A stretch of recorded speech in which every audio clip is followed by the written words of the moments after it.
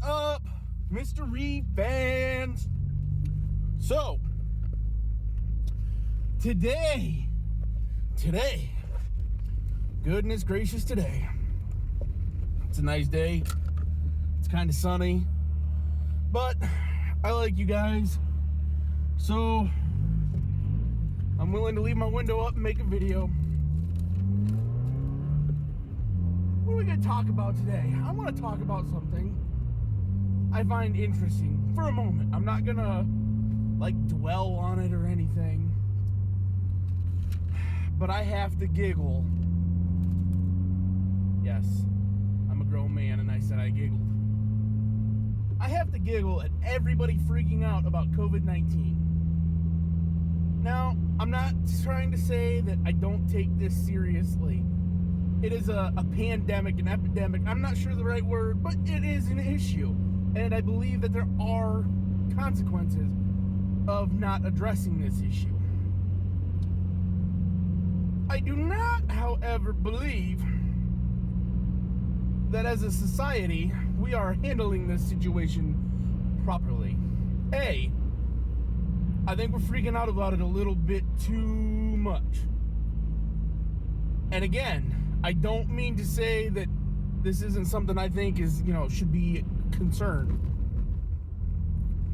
I'm not trying to say that people shouldn't be alarmed. And I think it should be taken very seriously. However, what I am saying is that collectively, as a society, we have this contagion that is traveling very rapidly. And I mean, we're not just talking about a little bit. We're talking about this thing's like, boom, it blew up all of Italy in like a week. So why are we all running out to the store? Never mind the fact that we're running out and buying toilet paper. Why are we all running out to the store and creating ourselves in with a bunch of other people? If this thing is jumping and moving so fast that it's nearly, they can't contain it. They don't even know who has it. Why is our first logical thought to, oh my gosh, we all gotta run to the store right now for toilet paper? Yes, I understand. There's other things that people are buying, but I just find a lot of amusement in the whole toilet paper thing. But aside from that, why are we running to the store and collectively putting ourselves into these boxes with hundreds of people we don't know? We don't know where they've been, what they do, who they've been in contact with. We don't know anything about these people, and we're all gonna run and stand in line with them and walk around the stores and touch things and grab things, and we're gonna touch things that their kids' grubby little mitts have been on. And I love kids. I don't mean that in a bad way. It's just to convey the point that children are germ factories. So let's go push ourselves into a situation that is like, I feel like us doing this is like, think of it as an animal. And hey guys, there's a new strain of super fleas, and they are like rapidly mutating, and they can jump 100 yards, and I'm a dog. But you know what? I think we should go to the dog park today, because I don't want to poop at my house. And all the dogs decide to go to the dog park because somebody might have these fleas and it's inconvenient. My comparison got a little out of hand, and I'll admit that. I'm sorry, guys. But it conveys the idea. I just think it's ironic. I think it's silly, especially in a day and age when we have the things like Amazon, even Walmart, all these things that we can have shipped to the door in a box on the porch.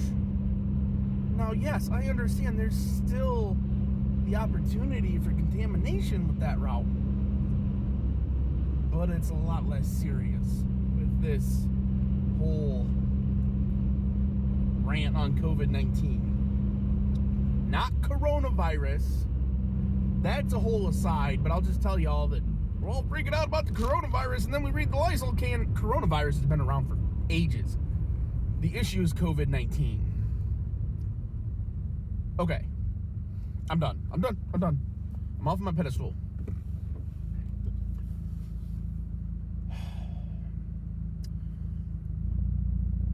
Now, I will say that I am disappointed about things that have come out of this. Matt's has been canceled for the year, the Mid-America Trucking Show. And I was so excited about going to Matt's. It's SEMA for semis. So many vendors and hot trucks, and it is what it is. I mean, I'm not mad. I'm just hurt. But that's okay. Something I haven't told you guys about.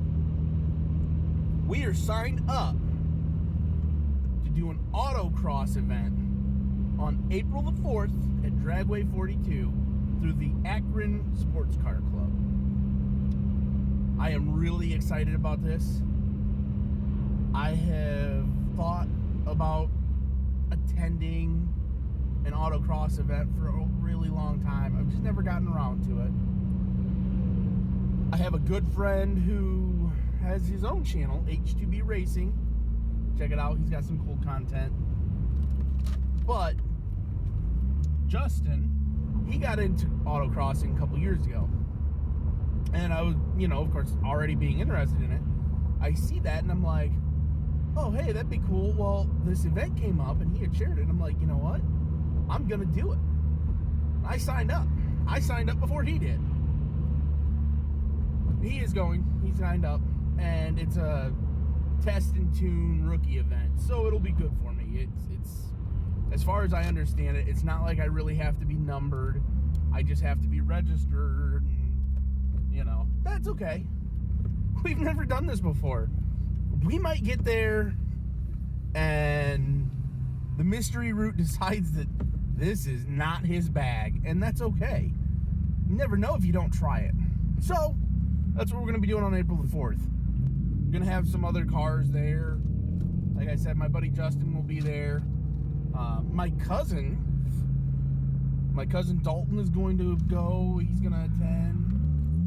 So, maybe if I get my stuff figured out, we'll be in a position where I can have a couple cameras involved and get some good footage from a couple of cars. You know what else is cool, guys? All of this hype on the C8 Corvettes. I tell you what, seeing these other YouTubers, and I would just love to be on the level that some of these guys are on, like Street Speed 717. Literally just did a video with TJ Hunt where they were picking up their C8s. And then today, magically, boom, another video drops, second C8 for Street Speed. Am I a little jealous? Absolutely. But I think it's cool. It's cool to see these guys that are able to do that, and then to see them working with companies. TJ took his car out to, I think it was Magna Flow. It might have been Flowmaster. It's one of the major. He took his car. They dismounted his factory muffler system, 3D scanned it, and they're working on a couple of different setups to figure out some aftermarket exhaust options. And for somebody like me, that is way cool to see that process happen. And to happen with another enthusiast. It's just cool. Street speed. I can't remember who's going to be building his exhaust, but it's cool.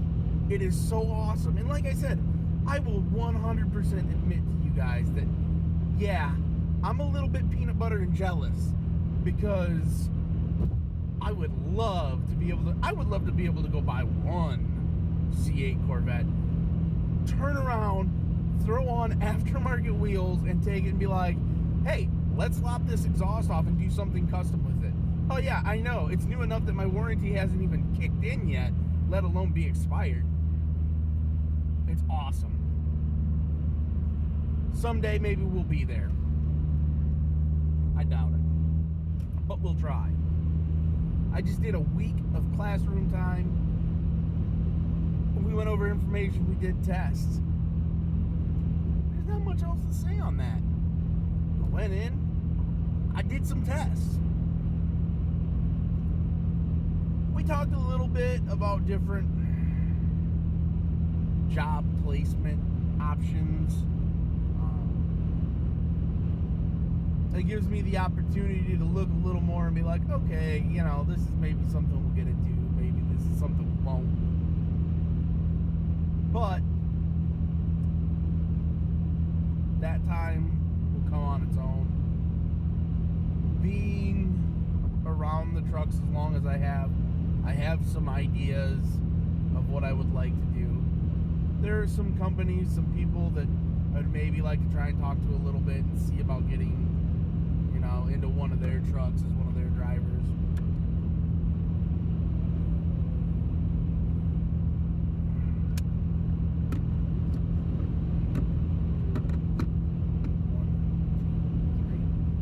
But on the whole, that's going to be a thing that we'll tell in time. I have a little bit of a scheme with a veteran commercial motor vehicle driver that I'm going to throw their way and be like, hey, would you entertain maybe looking at going teams with me? I know you're working right now, but I want to look at reliable carriers and be like, hey, I know you guys asked for 3 years, but I want to team with this individual. Is there any way that with their experience we could offset my inexperience? I don't know if they'll go for it, but you don't know if you don't try. We'll see what happens. But I do think it would be really cool to get into something like that, to be able to bring you guys content being a driver for reliable.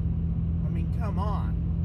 Loading SEMA cars, loading famous people's cars, like being able to show you guys some cool stuff from time to time, because I got cool stuff in the wagon. We'll see what happens. There are a lot of considerations in my future career placement, because there's a lot of things I got to keep in mind. I got a baby. Do I want to be over the road? Maybe not.